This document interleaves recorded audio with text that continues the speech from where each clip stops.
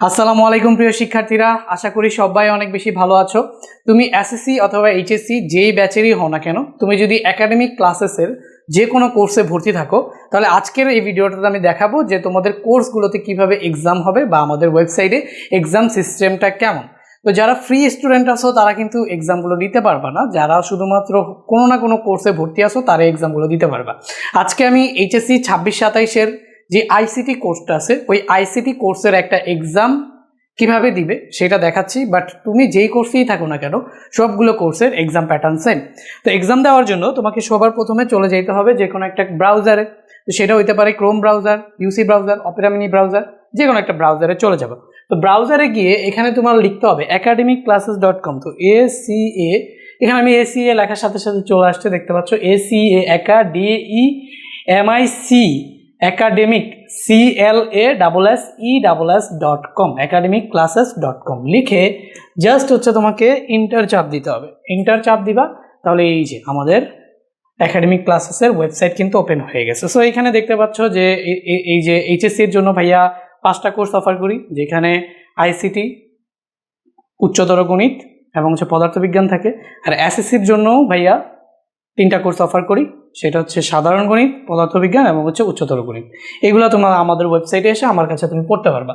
তো তুমি এক্সাম দেওয়ার জন্য লগ ইন আর রেজিস্টার বাটনে চলে যাবা। তো এখানে জাস্ট তুমি তোমার ইউজার নেম দিয়ে দিবা, আমার ইউজার নেম দিয়ে দিচ্ছি। এখানে তুমি তোমার পাসওয়ার্ড দিয়ে দিবা, আমি আমার পাসওয়ার্ড দিয়ে দিচ্ছি।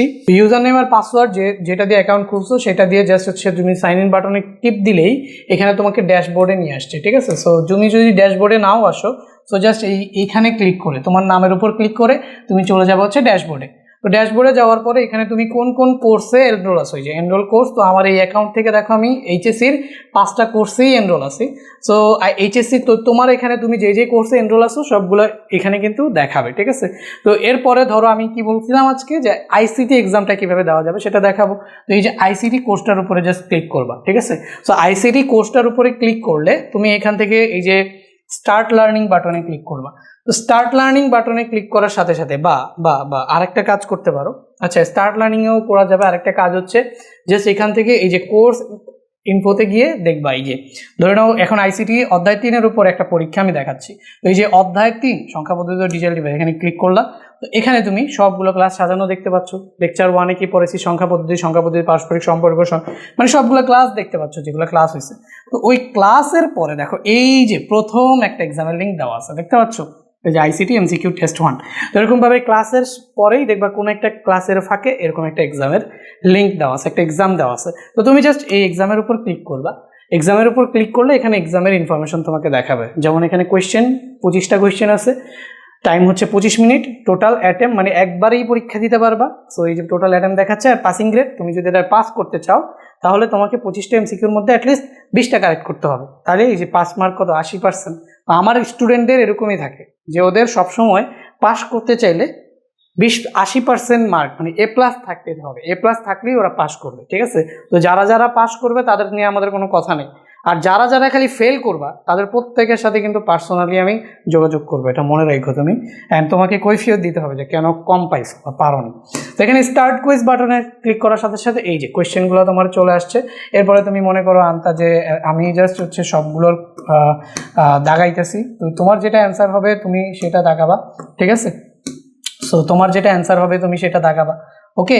সো তোমার যেটা অ্যান্সার হবে তুমি সেটা দাগাবা। এখানে আমি র্যান্ডমলি জাস্ট দাগায় যাচ্ছি, হ্যাঁ, আমি জাস্ট এখানে র্যান্ডমলি দাগায় যাচ্ছি, বুঝতে পারছো। তো এরকমভাবে তুমি দাগায় এই যে এরকম 25টা কোয়েশ্চেন সিরিয়ালে পেয়ে যাবা। সবগুলো দাগানো শেষ হইলে তো দেখো এখানে একটা টাইম দেখতে পাবা। এখানে একটা এই যে তোমার এখানে কোয়েশ্চেন নাম্বার দেখাচ্ছে, অ্যাটেম্প্ট অ্যালাউ সব, মানে আর এখানে দেখাচ্ছে হচ্ছে টাইম। তো এখানে তুমি টাইম যদি অ্যালাউ হয়ে যায় তো ওই টাইমের আগেই তোমাকে সাবমিট করতে হবে। আর টাইম যদি ওভার হয়ে যায় তাহলে অটোমেটিক কি হয়ে যাবে, সাবমিট হয়ে যাবে, তোমাকে এক্সাম আর দিতে দেওয়া হবে না। তো চেষ্টা করবা যে টাইমের মধ্যে পুরো কোয়েশ্চেনটা অ্যান্সার করার, আদারওয়াইজ তোমার কিন্তু অটোমেটিক সাবমিট হয়ে যাবে। সো যেগুলো অ্যান্সার করতে পারো না ওগুলো কিন্তু অ্যান্সার হবে না। এরকমভাবে তুমি অন দ্য টাইমে এক্সামটা দিয়ে সাবমিট কুইজে টিপ দিবা। তো সাবমিট কুইজে টিপ দেওয়ার সাথে সাথে এই যে তোমার মার্ক এখানে কিন্তু চলে আসছে। তো এই যে সাবমিট কুইজে চলে দেওয়ার পরে এখানে তোমার এই যে কোয়েশ্চেন তুমি কয়টা অ্যান্সার করছো, টোটাল মার্কস এখানে দেখো। আগে কোয়েশ্চেন ছিল 25টা, কুইজ টাইম ছিল 25 মিনিট, টোটাল মার্কস। তো 25টা কোয়েশ্চেনের মধ্যে তুমি পাইছো কত, 2 মার্ক, হ্যাঁ। আর তুমি করছো হচ্ছে ফেইল, পাসিং মার্ক এখানে দেখাচ্ছে 20 ছিল, তুমি করছো হচ্ছে ফেইল। তো কোয়েশ্চেন অ্যান্সার করছো হচ্ছে 10টা, টোটাল মার্ক ছিল 25টা, তোমার কারেক্ট হয়েছে হচ্ছে 2টা, ইনকারেক্ট হয়েছে 8টা, তাহলে তোমার 8 মার্ক হচ্ছে 2, যেটা 100%-এর হচ্ছে মাত্র 8% অ্যান্ড হচ্ছে ফেল। এই ডিটেলস অপশনে চাপ দিলে, আমি যেহেতু পরীক্ষাটা তোমরা যারা যারা দিবা তারা অ্যান্সার আমি দেখাইতে চাচ্ছি না, বাট এখানে ডিটেলস অপশনে চাপ দেওয়ার সাথে সাথে তোমার কোন কোয়েশ্চেন ভুল হয়েছে, কোন কোয়েশ্চেন কারেক্ট হয়েছে, কোনটার কারেক্ট অ্যান্সার কী সেটা কিন্তু এখানে ডিটেলস আছে। আমি একটা সেকেন্ড দেখাই, এই যে ডিটেলসে চিপ দেওয়ার সাথে সাথে এই যে এখানে চলে আসবে, ঠিক আছে?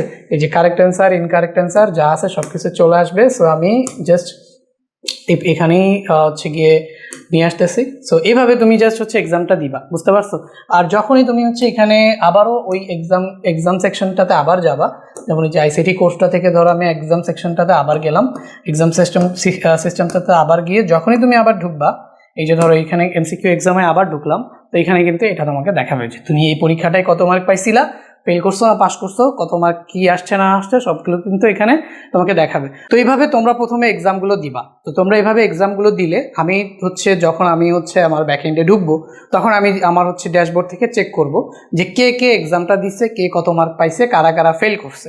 তো যারা যারা ফেল করবা তাদের সাথে কিন্তু আমি পার্সোনালি আবার যোগাযোগ করব অ্যান্ড তোমাদের প্রবলেমগুলো বা কী হচ্ছে, কোথায় প্রবলেম হচ্ছে সেই প্রবলেমগুলো জানার চেষ্টা করব, এরপরে হচ্ছে ওগুলো সলভ করে দেওয়ার চেষ্টা করব। তো যারা যারা কোর্সে এনরোল করছো প্রতিনিয়ত এক্সামগুলোতে এভাবেই পার্টিসিপেট করবা।